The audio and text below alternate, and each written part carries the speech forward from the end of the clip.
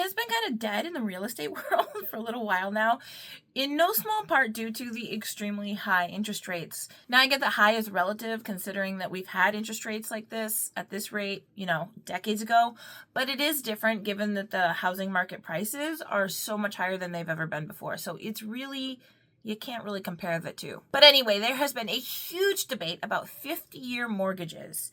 Some people kind of like it, but we've heard a lot of people unhappy about this. So let's talk about this.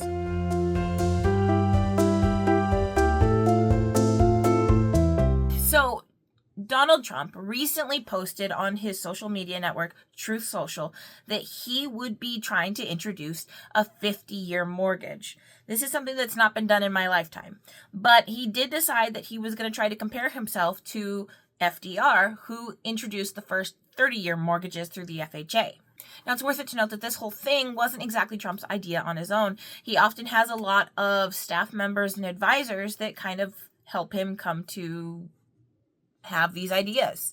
He doesn't just come up with them on his own in his head. This particular policy seems to be introduced to Trump from a guy named Bill Pulte, who currently leads the Federal Housing Finance Agency, or what we can just call the FHFA. Now, at first, you would think, and Trump certainly thought himself, that the public would have been quite happy about having a 50-year mortgage that would likely make the monthly payments more affordable for anybody, really. It turns out the public has had a complete opposite reaction and is actually viewing this as an overwhelmingly negative policy. There are some people who have voiced their opinions that they consider this new 50-year mortgage to be debt slavery. Some people claim people will never own their homes ever. And some people are claiming that you will even still owe money after you die. Now, some of the people that are objecting to this new policy are rightfully calling out the fact that people who sign up and take out a 50-year mortgage will pay significantly more in interest over time. This is not only because the term itself is 20 years longer than a 30-year, but it's also because lending rates are usually much higher for longer-term loans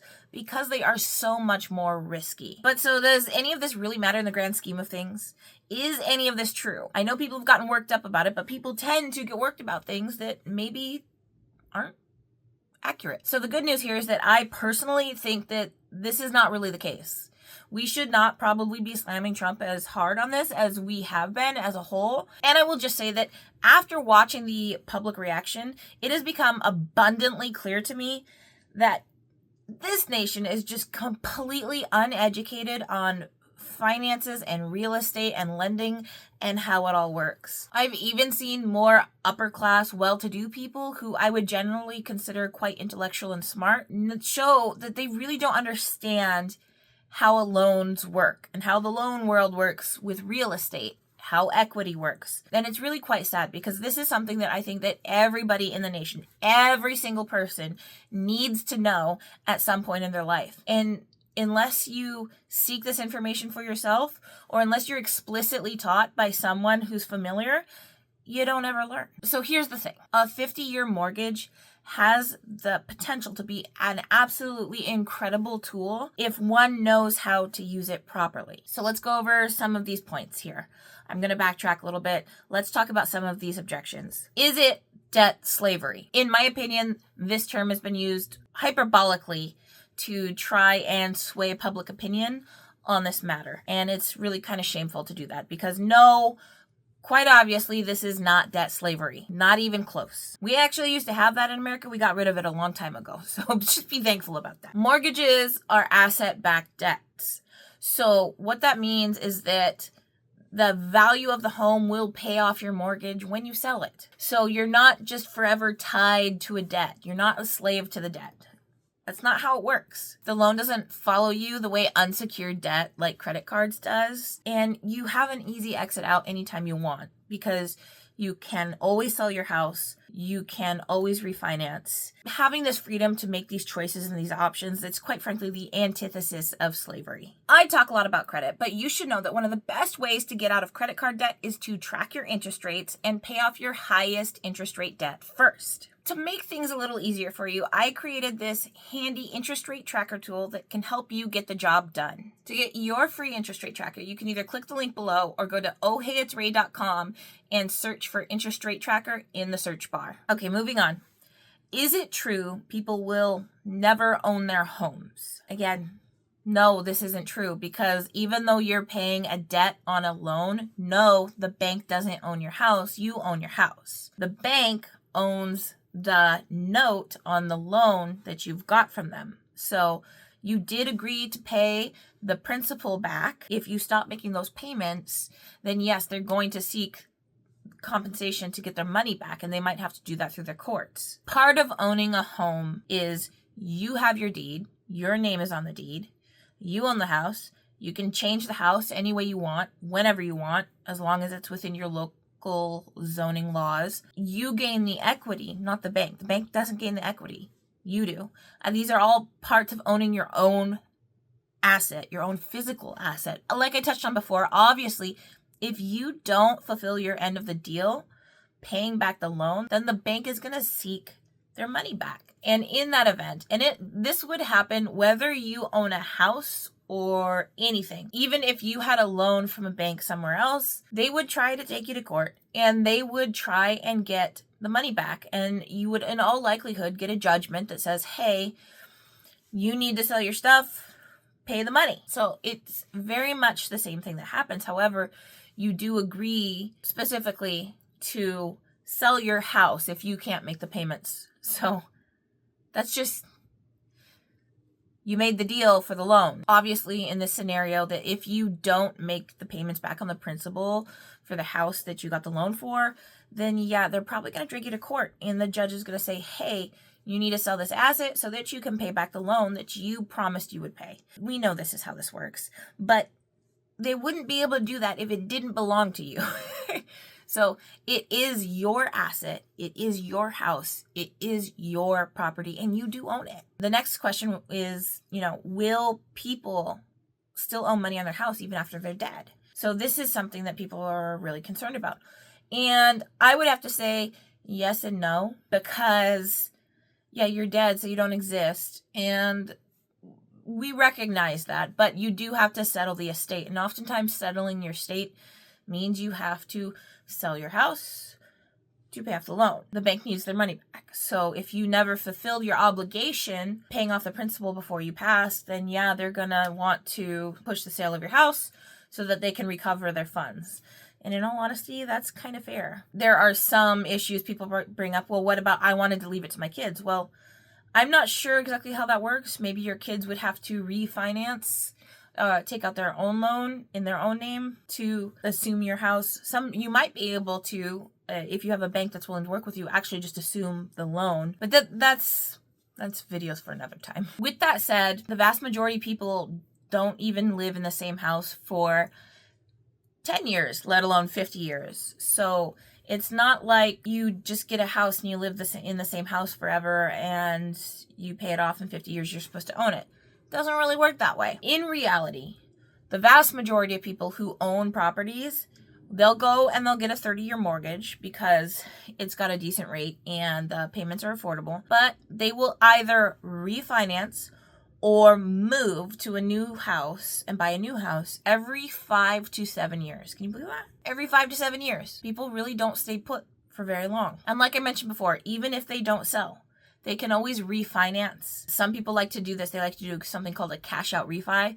So they will be able to get a little bit larger of a loan, and then they can tap out on that equity that they've gained over the years. Again, maybe this is a video for another time, but it exists and people do it all the time. Instead of a cash out refi, some people might even want to just refinance to a lower rate so that they can get lower payments. They might just want a different term too. So maybe they had originally had a 30-year or they wanted to refi to a 15. If you start out with a 50, maybe you're like, oh, I don't really want to do this after 5 years. Let's refi to a 30. That is always going to be an option, as long as you keep your credit stable. I don't know about you, but over the last few years, I've seen lines popping up on my face that I don't recognize. They've shown up here and there. One in particular, it was actually right up here, got particularly large. And I absolutely hated it. I knew I had to do something. But I really hated the idea of Botox. Needles alone are just and toxins, it doesn't jive with me. So I was really excited to try Frownies.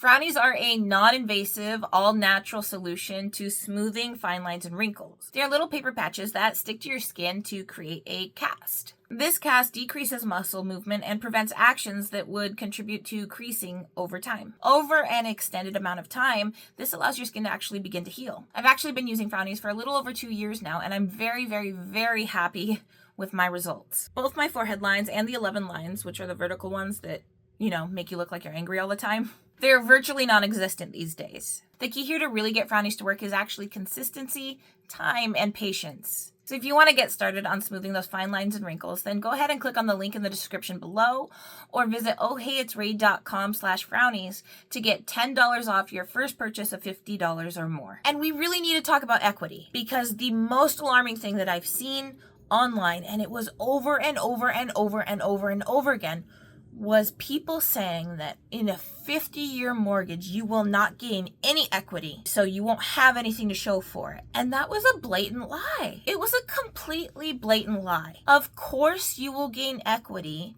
even with a 50-year mortgage. Something that people don't fully grasp is what equity is. And I'm not going to go into exact detail, but I will just say that there are two main ways that people gain equity in their houses. And the first one people seem to be familiar with. It's that they pay the principal on the house. That's the one that people, a lot of times they'll think it's the only way to gain equity. But that's not true. What makes real estate so special is that there's another way to gain equity, and it's just the natural increase in value for the market around the house that you've bought. So to put that a little more simply, if you bought a house in like 1992 for $150,000 in the Seattle area, you're making monthly payments, and you're adding maybe $200 to $300 of equity each month, and the rest of your money goes to interest. Now, almost 30 years later, if you were having a 50-year loan, we'll just say that. So maybe there'd be like 20 years left or so. And you're still making those payments. So yes, you're getting the equity. Your equity gain from your principal payments is maybe only at like $100,000 or something. But your house? Is your house still worth $200,000? No, it's likely close to $1 million. And that difference between $1 million and $200,000 is also your equity. Assuming you had the original home price of $200,000 plus the market value gain over time was $800,000, and you still owe like $50,000. You're going to have like $900 something thousand in equity. I'm really just rounding here. The math's not exact, but I hope that you get the picture that there are two methods to gain equity. So even if you didn't gain any equity, making monthly payments in a 50-year loan, you would still gain equity over time as home values naturally increase. Just be very careful with this, because in most metropolitan areas, that's the case. But every once in a while, there might be an area where the values actually decrease. Something that we can look to is Detroit over the decades. How it used to be the big boom town, right? And now the values had fallen. The values have actually started to slowly rise again over the last 10 years, which is really cool to see. But my point is, it's not always a guarantee. The rule is that it mostly increases, but there can be local issues in the local economies that cause home prices to decrease. You might also see areas like in the Midwest that are more just kind of stagnant home values that don't really increase very much over time. Maybe if that's the case, don't bank on market value equity, but if you have the opportunity, try to buy in a higher growth area, I guess is just all I'm saying. Either way, whether you're making payments or you're relying on your home value to increase over time, those are both methods that are going to gain equity, whether you have a 50-year mortgage payment or a 30-year mortgage. So anybody that's saying that is just flat out lying, trying to scare you and try to sway you politically. So I've covered all that, but I do want to talk about some of the downsides, because I know I've really been showing that I'm pretty pro 50-year mortgages, but there is a realistic downside. Now, the problem here is that when Donald Trump was announcing his 50-year mortgage, he was really doing this to try and attract people and say, hey, look, I'm the president that's going to make housing more affordable. But here's the thing. The 50-year mortgage will certainly bring down mortgage payments for people by a few $100s, maybe $200, $300 a month, which will open up the opportunity to buy a home for a whole lot of people. The real problem here, though, is that when you are increasing demand into the housing market, it will be more affordable housing for a little bit, maybe a couple months. And we did see this in COVID, actually. So we know this to be true, especially if you've been around a long time and watched the cycles of real estate in the country and locally. When you increase the demand, which the demand for housing would increase immediately if Trump was successful and introduced 50-year mortgages, with the demand increases the housing prices. So when the housing prices increase, then you're still going back up to the monthly payments that they were before. You'll have a temporary price reduction. It may only be 3 to 6 months of a price reduction before we see a massive increase in housing prices, and then the payments are just right back up to where they were again. So that's definitely a downside. That said, there are upsides, and you do have to kind of weigh the pros and cons, because even with the downside, the upsides might be good too. The upsides is that it allows for smaller monthly payments, which is great for first-time homeowners. I'm not going to lie, that is like super great for first-time homeowners. It's also great for people that want to buy multiple houses, because now they are able to get more leverage, and they are able to have smaller payments on multiple houses. But remember what I said, that does drive up demand, right? If people are buying more than one house, more demand. At the end of the day, whether a 50-year mortgage is good or bad is really relative to you and your circumstances. It can be a really terrible idea if you don't know what you're doing or how to use it or anything like that.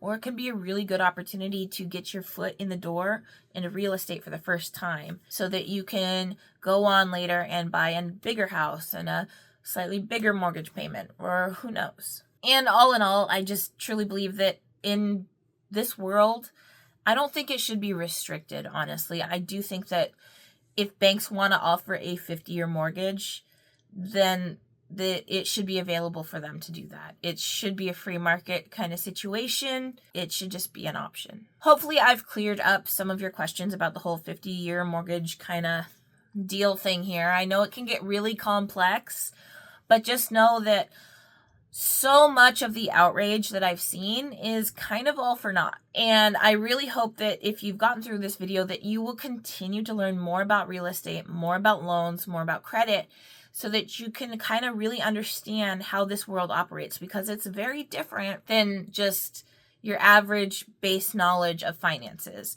But once you learn it, you can be so successful.